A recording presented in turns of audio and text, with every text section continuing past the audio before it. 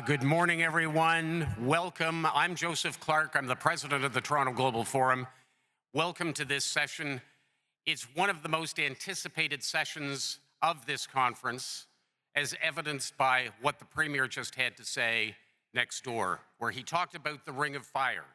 He talked about $220 billion worth of investment and 75,000 new jobs created, and that's just the Ring of the Fire. To give us the full show on this, we welcome on board our guests here. Please come up.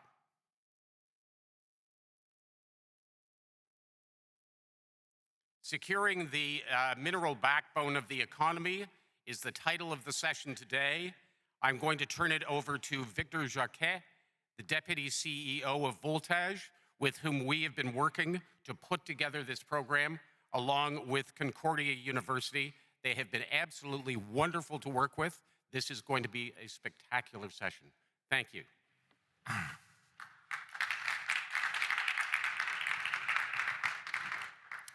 All right. Good morning, everyone, and welcome to this session of the Toronto Global Forum. Our panel is titled Securing the Mineral Backbone of the Economy. It addresses one of the defining questions of our time. How can Canada and North America ensure access to the materials that sustain our industries, our technologies, and our security? Critical minerals are not an abstract issue. They are the foundation of everything from electric vehicles and batteries to defense systems and data centers. In recent years, global disruptions have exposed just how dependent advanced economies remain on fragile, highly concentrated supply chains. The conversation we'll have this morning is about how we can strengthen those foundations from research to extraction to manufacturing and ensure that our resource wealth translates into lasting industrial strength.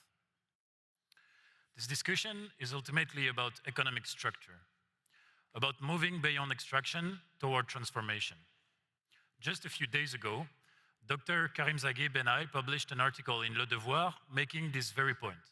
An economy built solely on the export of raw materials is a missed opportunity. Canada has an abundance of natural resources, but true prosperity comes from what we do with them, how we process, refine, and integrate them into high-value industries. That's what we'll explore today, how to build a North American value chain that connects science, mining, manufacturing, ensuring that innovation leads to production and production leads to resilience. So today we're fortunate to have with us three leaders who each represent a different stage of that continuum, from the lab to the mine to the factory floor.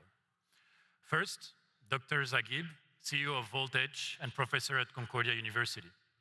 For nearly 4 decades, Dr. Zaghib has been at the forefront of battery research and innovation. He was instrumental in the commercialization of lithium iron phosphate technology during his years at Hydro-Québec, a chemistry that now powers much of the EV energy transition.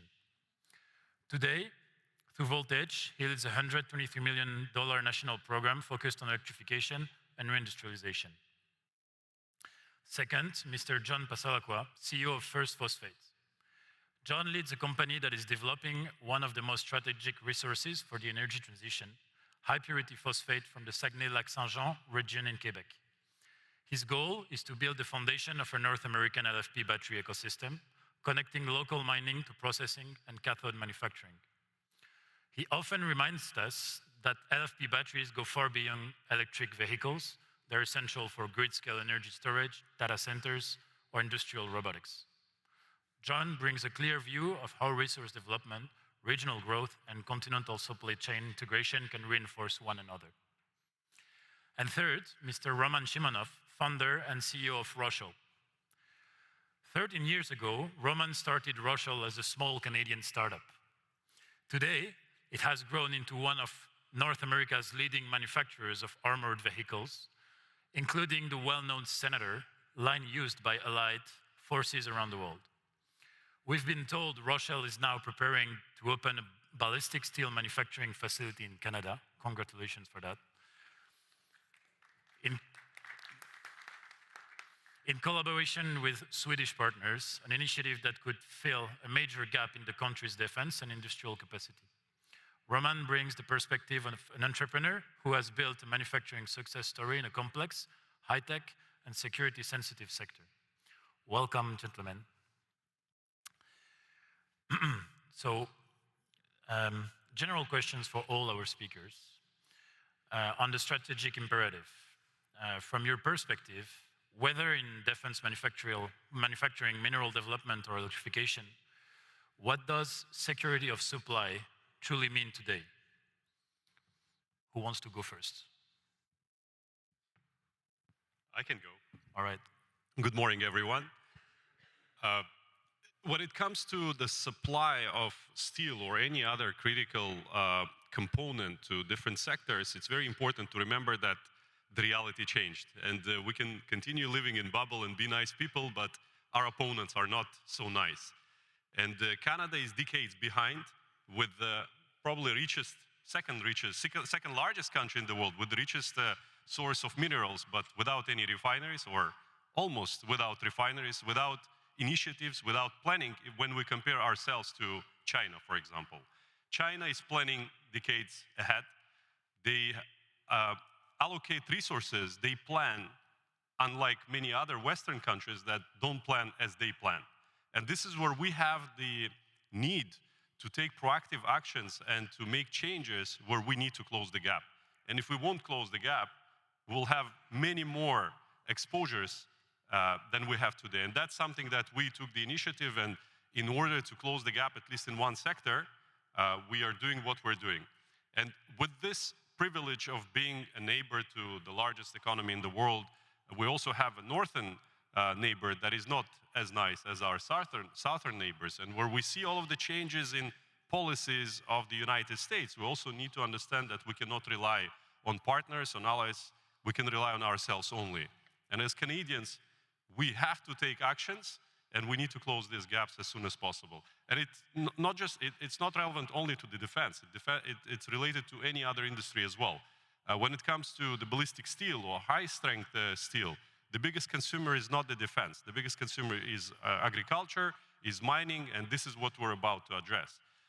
With that being said, without the support from the government, without the awareness, without the need to know and plan and create this certainty, these efforts, unfortunately, are not going to be as successful as they could be if we as a society understand the threats that we are exposed to, especially when it comes to growing economies that take these actions much more aggressively than we do. And maybe I'm not so optimistic, but that's the reality, the way I see it. Thank you. Karim, you want to react? So, good morning. I am Francophone. I try to explain my mind in English. So, sorry if sometimes if I lose the words. I have been to this area and energy transition with economic transition for the last 40 years. And then, first, the geopolitics, we play an important role. And we need here in Canada that we need to have a relationship between circular economy, how we can build stable chain supply to think about another market, for example, European market or other markets. And then also when we come of the transitions and the transformations. Just to give you one example. If you see battery energy storage, mainly is based on copper, graphite, silicon, lithium, nickel, cobalt, manganese, iron, phosphate, and aluminum. Not surprising, all the minerals are here in Canada, in particularly between Quebec and New Brunswick. And unfortunately, many of this transformation is happening in China, Korea, and in Japan. What is missing also is the relationship between this kind of transformation and industrialization here in Canada. We need to have real collaboration between provinces and federal government in order to build our own industrializations. There are two things here that I can explain. Critical minerals and les terres rares, rare earth. If you see your any cell phone, you see that almost 30 to 40 materials based on critical mineral and earth. And so this is also, we need to have the programs, and this is what we call it dual research.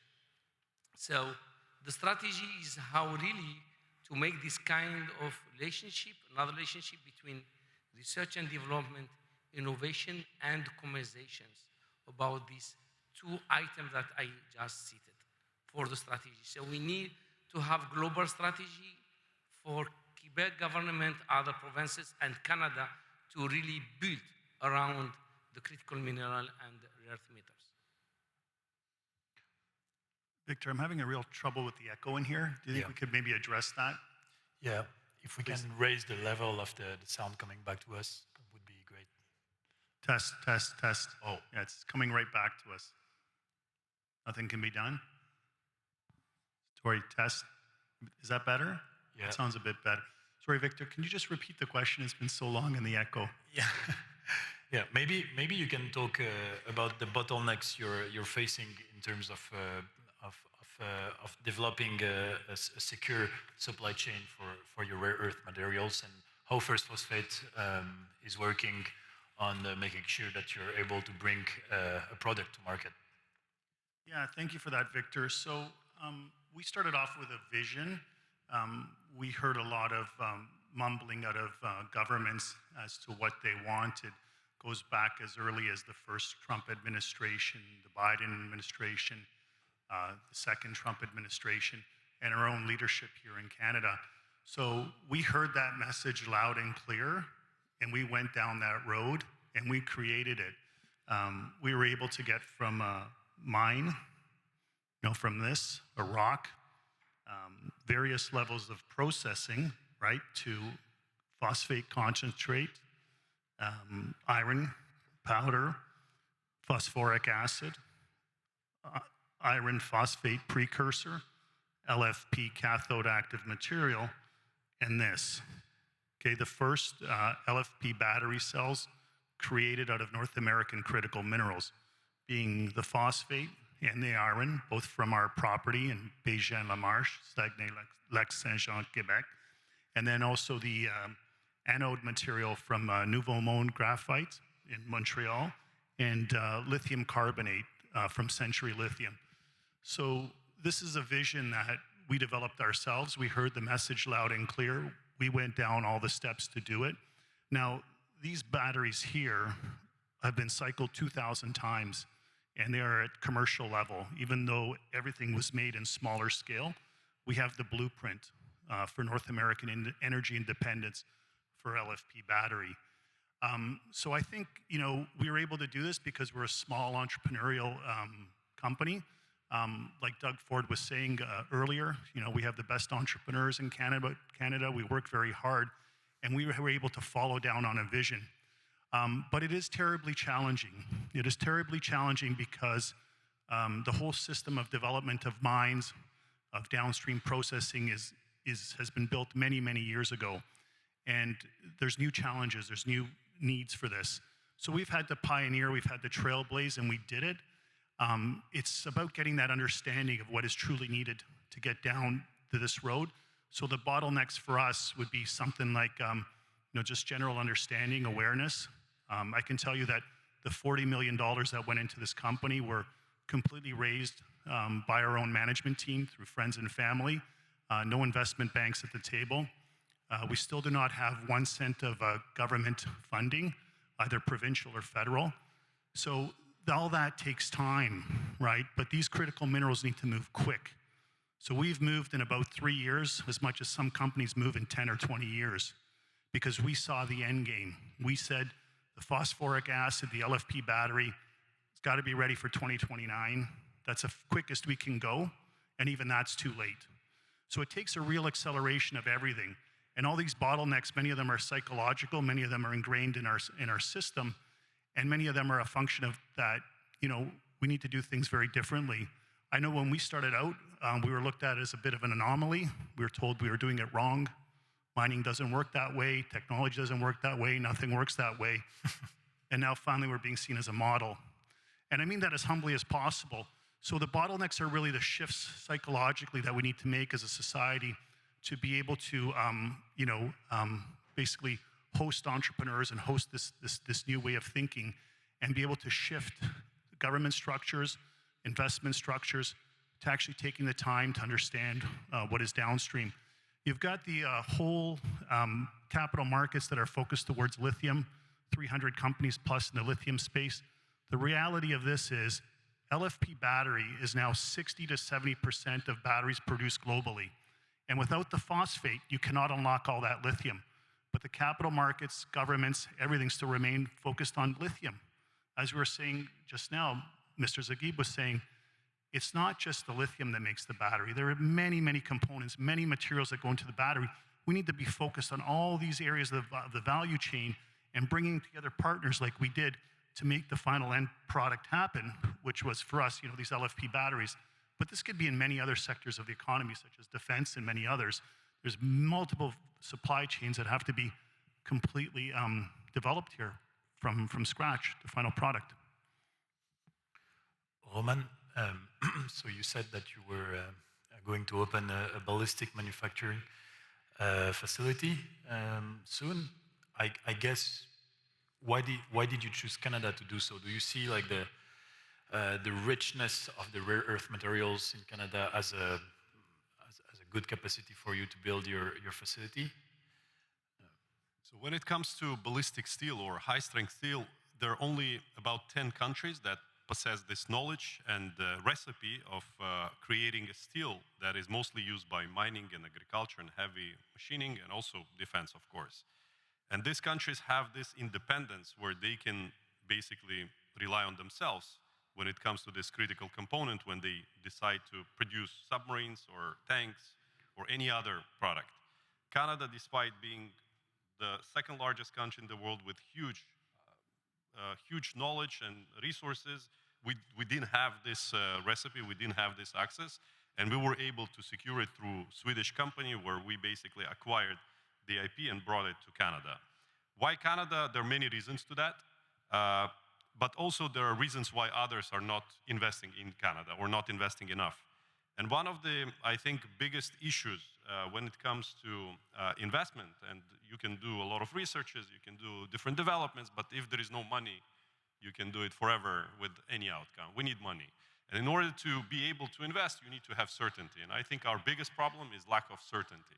Certainty is the key for any investor to invest hundreds of millions of dollars as we are doing right now. And in order for you to invest, you need to be able to understand how can you recover the money, how can you return the investment. That's basic. And this is the responsibility of the government to create this framework and flow and certainty about the plans, about the future growth, about the ability to secure these resources that will allow you to take an idea, build a business plan, execute it, and return your investment with profits. Otherwise, there is no point to do that.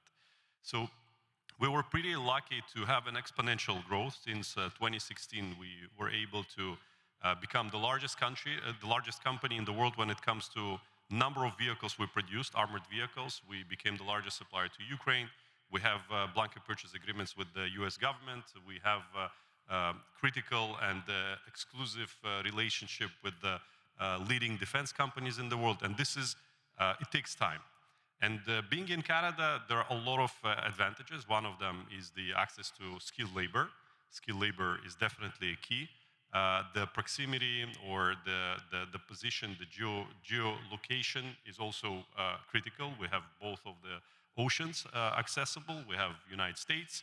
And the United States, it's an advantage, but also a disadvantage because you have to compete against the US companies. And obviously, US government will always prefer US companies. And that's where, as a Canadian company, you have to be much better than even US company to be preferred. And we were able to do that. But when it comes to the manufacturing, we also need to be able to secure ourselves and decrease the amount of exposure we have. And being a manufacturer, we need the access to raw materials. Ballistic steel is one of the things that once all of these tariffs appeared, all of a sudden we became dependent on a decision of one person not in our country. And that's something that definitely an exposure. So we decided to bring the technology to here and invest and create our own flow. We also invested into a company that produces transparent armoring, so basically the glass, where we are getting glass, we produce it and create the ballistic glass. So we basically created this flow where all of the components, we became the only company in the world that has the entire flow in-house. We don't have any dependency on any of the suppliers, no subcontractors, all raw materials are controlled by us. But at the same time, we need to justify being here. We need to be able to compete against companies in Europe and in the United States and continue serving the G7 countries by being extremely competitive. And being in Canada comes with a lot of challenges as well. One of the challenges I've mentioned is the certainty. When it comes to certainty, we need to understand that the threat that we have right now is not going to disappear. And the reality we're living in today, the world is not going to be the same. We see that a lot of dictators, they have this appeasement that the West is trying to resolve, and that definitely encourages more to continue and invade into new countries. And as a free country, we have to be able to stop and to be able to be able to rely on ourselves. And government can help companies and entrepreneurs and other companies outside of Canada to invest into Canada. And the key is, again, is the certainty. I hope I answered your question. Your speech was great anyway. Karim, so as you said, you have been following and developing the birth of battery technology for nearly 40 years. Do you think it's achievable to build a fully North American battery supply chain that is truly independent from imports? And again, what are the risks? What are our true capacities in that field? I believe I want to explain that in Canada here, especially in Quebec and Ontario, we have very unique ecosystem. What is the ecosystem? The ecosystem is based on the critical minerals. Many critical minerals, they are in the land of indigenous, so we need this kind of great collaborations, win-win relationship with indigenous and First Nation. Number two, we need a huge energy and green energy to make transformation. Transformation 1 and transformation 2 must be here in Canada. As I explained before, what's the circular economy? The circular economy is coming from mine. So John has already explained iron phosphate. We make transformation 1, transformation 2. After that, we make electrodes, cells. So we showed the cells. Module packs, electrification, it can be on the buses, it can be energy storage, consumer electronics. And after that, what we call it, the recycling. The recycling is urban mine. So we have natural mine and urban mine. So are very important for circular economy. And then if I come back to other part of the ecosystems, the capital humans. We need, because we see recently, we spoke about immigration and so on. Just I can give you an example. I spent 5 years in Japan in the end of the 80s. When Sony, they started the first gigafactory in 1991. I bring Sony as joint venture here in Quebec in the end of the 90s. 70% of the gigafactory, we need operators. And after that, we need a technician, engineer, and so on. So the human resources are very important for that. Behind that, of course, when we try to make the chain supply, we need, of course, a deep port, we need the train, and we have stable countries, and investment as huge. 65 gigawatt hours factory is around 5 billion, is a huge money. So we need also to think, are you going to make a component as iron phosphate or artificial graphite or cells, or this is very important. Recently you see that there are question mark about EV versus internal combustion engine. So I see this kind of tsunami last 40 years. But the solution, I believe, is electrification of our society. The independence from fossil fuels, you can see that fossil fuels, even today, the price, high energy density with using fossil fuels, but recharging fossil fuels take 1,000 years. So we have no choice that we need to think about electrification of the society and so on. In order to make the stable chain supply, we need the help of the government. You see in China or other countries like Japan and Korea, they are supporting very much the startup company like John Startup, others. Without the support of the government, we cannot continue like that. So the support of this one, of the government, and behind also, we need the kind of innovation. As I said before, we need also to think to accelerate the innovation and research for defense sectors. Before, the defense sector was neglected in these countries. Today is very good that when I see the number about 5% increasing the budget. So this is very important to see. And also we need also to have visions for the chain supply in order to protect our north part and so on. So we are able to build that, but really with the national project, bringing academia, industry, banker, investors, local government like municipality, province government, Canadian government in collaboration with the First Nation and indigenous communities. John, Karim just spoke about China. We're not here to do China bashing at all. However, when it comes to transformation of materials, usually what comes next in the public speech is the price of your product.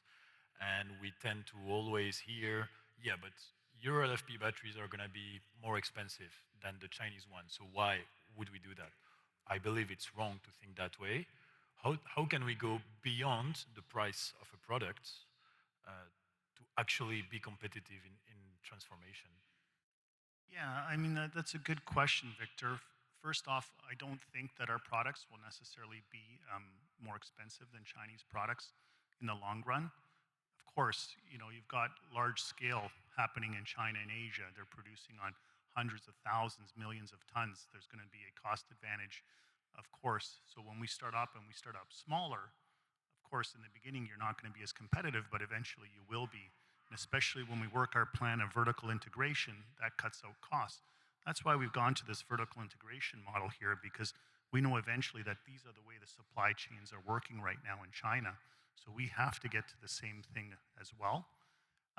So, you know, I think also it's very important to realize that what's going on with, you know, the trade tariffs, the trade wars and all of that, in a sense, and I don't want to get political, but it does create some of the necessities that are needed in order for these industries to start in North America. And there's one simple reason. There's one simple reason. We can make this. We can get this whole supply chain together, but we have certain constraints that we have to follow because we live in a society that cares about environmentals. I care about environmentals personally, obviously. You're competing with countries where environmental standards are more lax. For instance, some of the ways to make phosphoric acid, we can't do those here in North America. And this is why we started with this hyper pure phosphate material, because 100% of this almost goes into making purified phosphoric acid in a way that's circular, in a way that's clean, in a way that produces clean phosphogypsum that can be reused in construction. So that's why the secret of this rock, you know, phosphate trapped in the stars and magmatic rock, is one of our solutions to keep costs down, because we don't have to go through the fertilizer industry, because we cannot use the thermal cracking method of making phosphoric acid based on very weak sedimentary stock like they do in Kazakhstan, Vietnam, and China. Those processes are also being slowly taken away in those countries because they realize the environmental cost to that. So that's why, you know, I think what's come out of the administration in the US in the last few days of price floors on certain commodities, I think it's a good idea. The tariffs, I won't comment on them politically, but at least they do set a little bit of a barrier. There's also been talk of, you know, environmental taxes at the border. Those would be a certain form of tariff.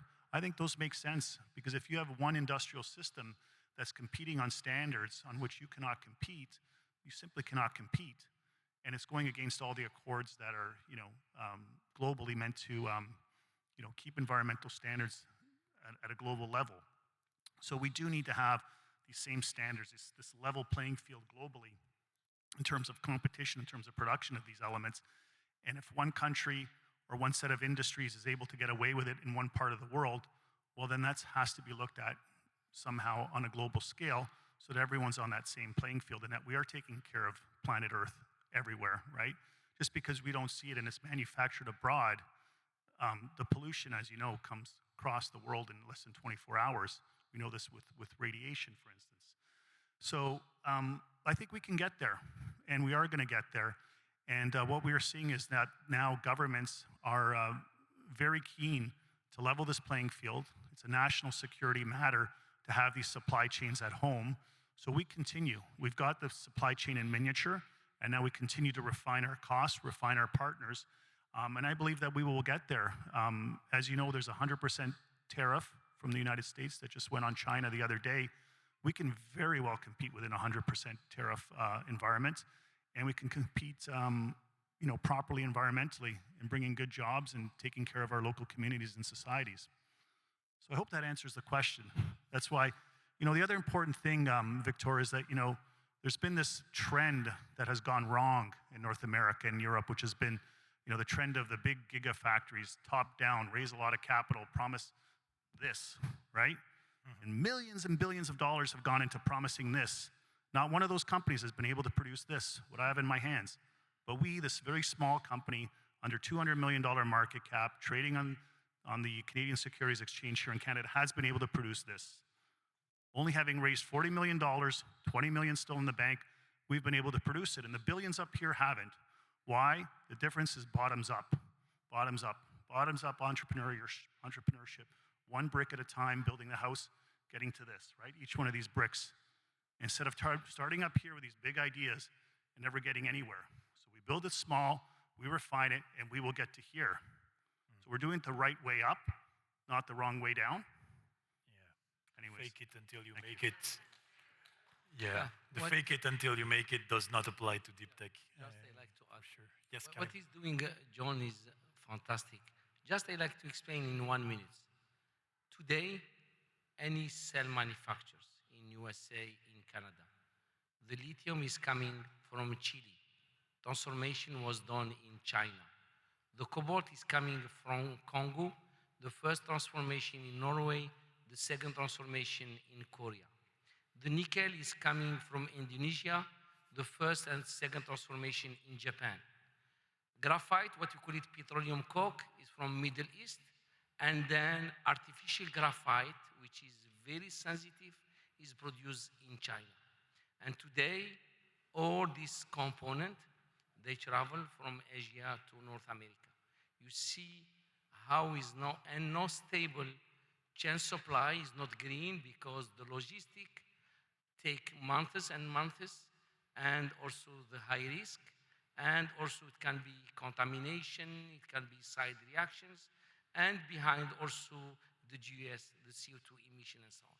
So what he explained today, our friend John, is very important that industrialization and think as soon as possible to build our own chain supply, which is going to create direct jobs and also indirect jobs.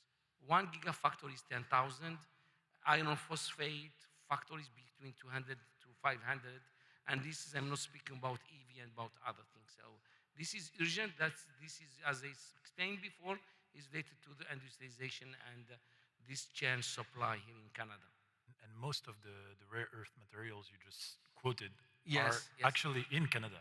This is, we are very lucky. I just going to publish great paper with my students. So you see 15 years, 20 years, on était pas réveillé. I don't know we said it in English.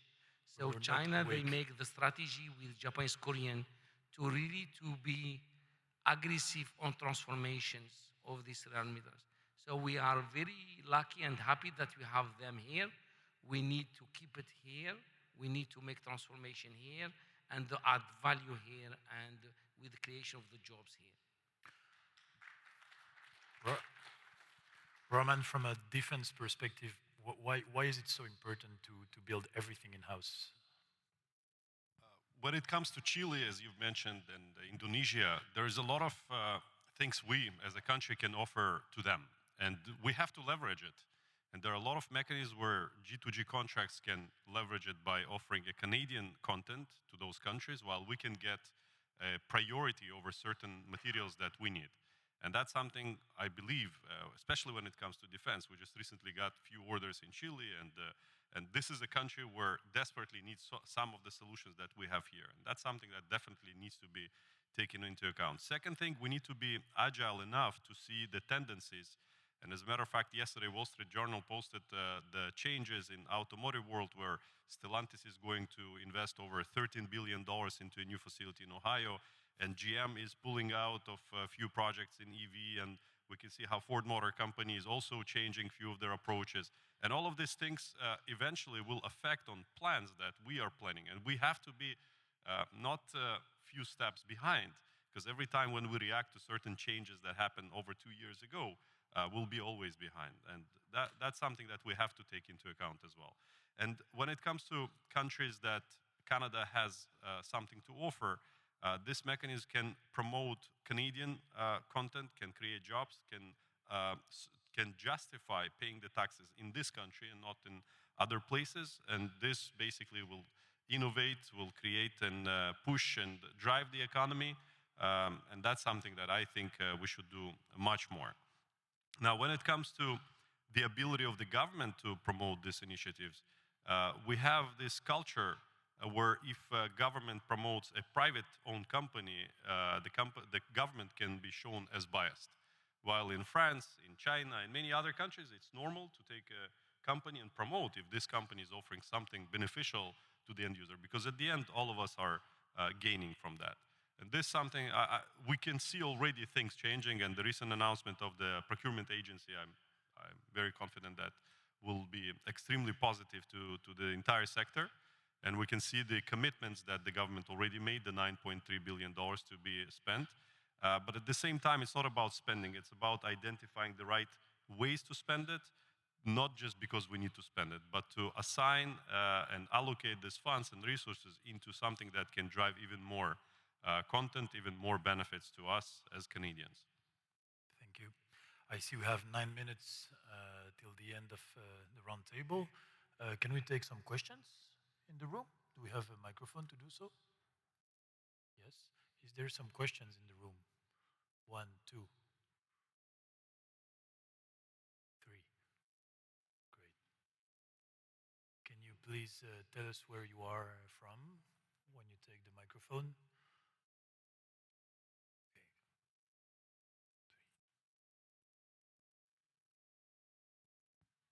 Hi there, thanks for the great panel. You spoke about establishing a level global playing field, and you talked a lot about environmental standards.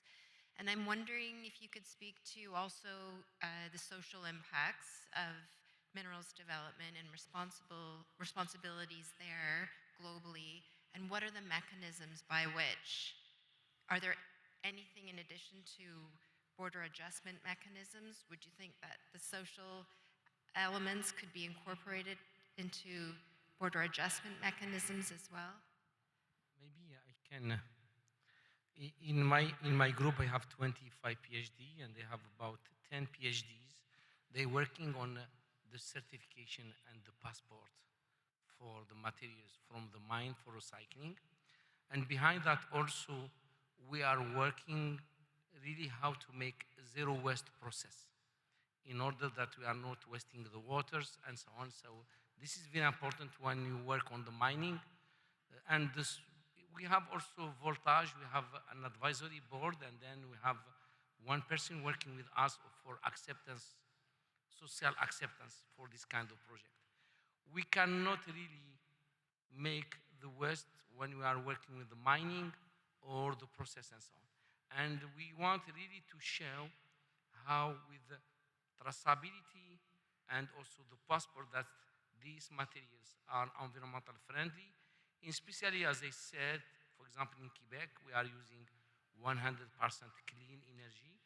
making transformation with no CO2 emissions, and we try to use mainly like water-based solvent and then recovery of the water and so on. So we are very active in this area to have environmental friendly process and respecting with this kind of the passport and also traceabilities. And To have, oh, It's all right, it's all right. It's not you. I'd like to have somebody up there write the name of these companies down for me so I can research them and see if I want to buy them as a stock. All right. Well, gentlemen, that's on you. We are a private company. I'm the only stockholder, so it's not for sale yet. we're a public company. First Phosphate trades on the Canadian Securities Exchange under symbol PHOS. Peter, Harry, Oscar, Sam. We're also quoted on the Not so fast. Peter, Harry, Oscar, Sam on the Canadian Securities Exchange, FOSS, First Phosphate, and on the OTC QX, No, that's enough. it's FRSPF. Frankfurt is KD0. I'll be happy to give you the details of our panelists. Thank you. Mr.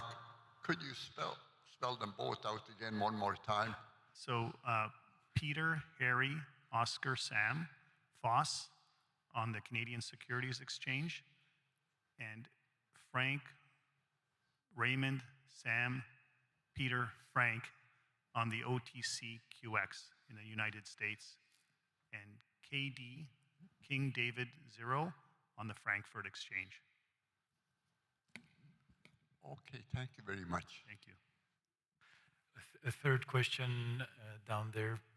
The guy is there. Yes. Yes.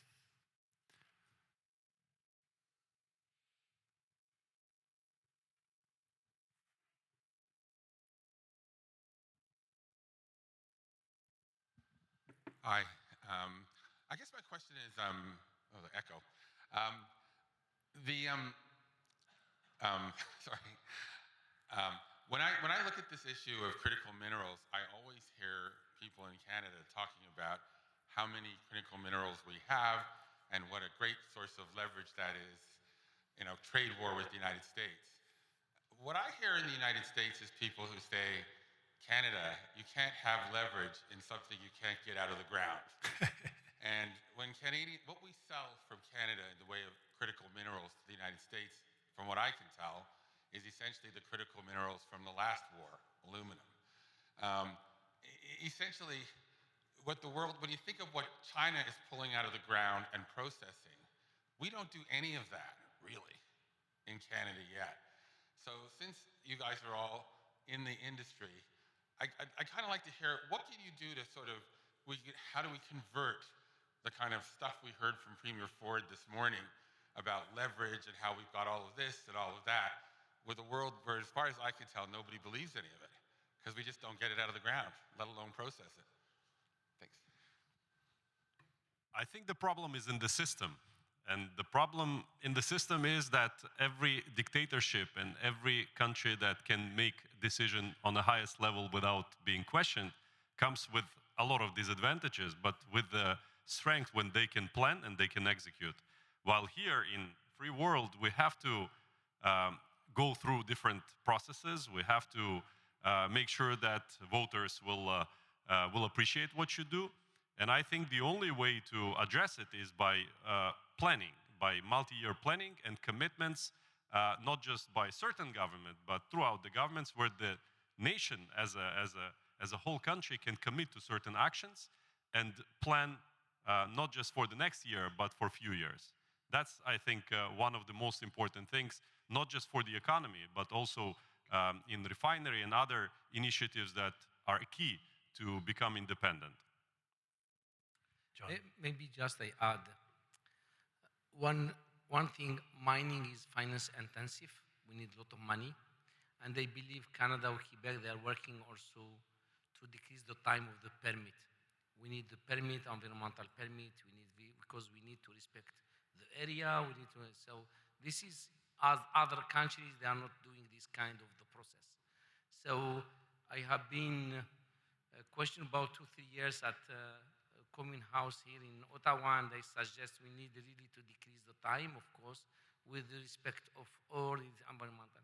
If we are, so let's see, for example, the transformation is not very difficult. I am teaching that at the hydro. Transformation is easy, but we need to have this kind of the bureaucracy between the provinces and the federal government and the First Nation, that we need to work together in order to have one win-win process, not forget to respect the environmental and make it easy, the balance between the time and then how to make from mine to the transformations. So if you go to other, for example, let's give you an example here. If you make the transformation of graphite here in Quebec, in Canada, you cannot use HF. HF is fluoridic acid. If you put your hand in 10 seconds, your hand is disappear. If you put the glass in 2 seconds, it disappear. Very dangerous. You cannot use it. Other countries in Asia, they use it. So this is why we need really to come with the process that we need to be friendly with the environmental and for our population. Health and security for our population are also very important. John, you wanted to react? Yeah, I mean, there's a lot of things that can be said here. I'm going to say something. I'm going to go a little bit off the deep end, if that's okay. We keep talking about what can government do, what can government do, what can government do. Government can't do too much, and unfortunately, government doesn't have the education or understanding of what needs to be done. I believe that our entrepreneurs do. I believe that some of the larger companies out there, they're stuck in their ways. We lack a middle ground in North America. We lack that small to medium-sized enterprise that can go forward. What I'm starting to find, without picking on anybody in particular, Canada, US, or any of our administrations, is I'd almost be of a perspective that there should be a level playing field, and government should probably get out of the way, because government's making a lot of mistakes. And government's trying to pick winners, and when you pick winners, you might actually pick a loser, and you might kill a future winner. So maybe we should just back off, and we should just set a level playing field and let our entrepreneurs go. That's my thoughts. We have time for one last question. Okay. Hi. I didn't catch your name, but I believe your question was about human rights, right? Yeah. And then the answer was about environmental, so just kind of clarifying that the human rights aspects in Canada, how are you managing that, and how could that maybe be a competitive advantage, given that like there's other countries where they have issues with that, and whether you're also leveraging if there is any regulations, cross-border regulations coming down the line to support that. Can I take that one? Yeah, so again, you need to really think expansively on this. In other countries, environmental degradation, lack of human rights is a competitive advantage. Why? Because they can get the cheaper price, right? At the end of the day, our industry functions on price. So obviously, I think everybody in this room included has children and wants to see the best of it, wants to see our society develop, our civilization develop. So we not only do we have the strictest environmental and human rights laws in the world, but we also have to uphold them as business leaders. But of course, right, it makes it such that it's a longer permitting process, it's longer costs, and we never get anything out of the ground. But again, as I was speaking to this natural, organic, bottoms-up type of work, for instance, what we've done is we've gone out and we consulted our Indigenous group before we even started drilling. And everybody said that was wrong and you don't know what you're doing. Obviously, you don't know mining. Well, you go and you drill a hole and you drill, and if you got something, then you go talk to everybody. Well, I'm like, well, why would I drill the hole if I know that there's a sacred burial ground there? Like, that's not going to get me anywhere. Why would I drill a hole right next to somebody's garage? Well, it's geological. You look at geological formations. So we need to wrap our heads around what's social and what's economic, right? It's beyond the 1+1. It's also the whole organic, what I would say intuitive part of business, human relations. So we did a lot of that. We established quick relationships with our indigenous group, with our local municipalities, with local business groups. We got to know really the environmental side of where we're looking to establish our mine. And believe it or not, the reason I even went up to the Saguenay-Lac-Saint-Jean region of Quebec is because I love the region. And I've spent a lot of time up there. It's one of my favorite parts of North America, the beautiful fjord. It's a very environmentally sensitive area. So I go up there with a love of the land. So again, that's kind of almost like a natural factor. Because if you don't do that, and if you're doing the wrong things, the local population will be against the project and you'll never get anywhere anyways. So we don't really need all this, we do need this government up here, but a lot of what we do is just grassroots, right? So the projects have to start on the proper grassroots level, and that's what you can do as an entrepreneur when you get into these societies, when you start along these roads, is to set the proper bases, and then you go. Because when you have local support, everything's so much easier. Everything from the local funnels up, and everything from the top funnels down. In fact, it's our local community that wants us to progress, that is really seeing the benefits of what we're doing. They're protecting us. They're promoting us to the Quebec government. They're promoting us to the federal government. They're promoting us in Europe. Local, our indigenous group, local people, local entrepreneurs, local municipalities, they like who we are. So that's what we've done as business leaders. And I think that's far more powerful than any regulation or anything that comes from the top. And that's the way I like to lead my life, and I like to lead my business, and it's working. I just like to add, before as professor, I was in business to license technology for the mining. I have been visiting over 15 mines worldwide, in Africa, in Asia, and here in Quebec and in Canada and so on. So honestly speaking, when it's great and it's complex response to this question. About human rights, especially what I saw in Africa, I'm not asking to put any names here. And this is also due to the capitalism sauvage. Many of Western countries are taking this kind of mining, and also Asian companies or government taking these countries, especially building strong corruptions with local government. I saw kids, I saw women pregnant and so on, and this is very difficult. Here in Canada, I believe, I never see kids and so on, but we really need to have a great relationship with the First Nation. It's very important to have them as collaborative partnership. So this is complex, I am not social, but this is unfair what I saw, and this is, as I said, is related to this kind of countries that sometimes they give us lessons on the democracy and so on. Thank you. Thank you, everyone. That's the end of our session. We're 7 minutes late, I see. Thank you for attending this session. We are Voltage, a research program, federal research program on electrification, and follow us on our LinkedIn or visit our website. We're doing a lot of interesting stuff, such as this panel. Thank you, everyone. Thank you. Let me just thank Victor, the panelists, for an absolutely enlightening discussion. I think some of the comments that you made about the importance of engaging with our indigenous communities and dealing with environmental factors, I think that's absolutely essential. The very name of what you're dealing with, critical minerals, means we've got to get going. So please join me in thanking our panelists. And I also want to thank Voltage and Concordia. They were the two that put this together, and it has been a fascinating, fascinating discussion. Thank you very much.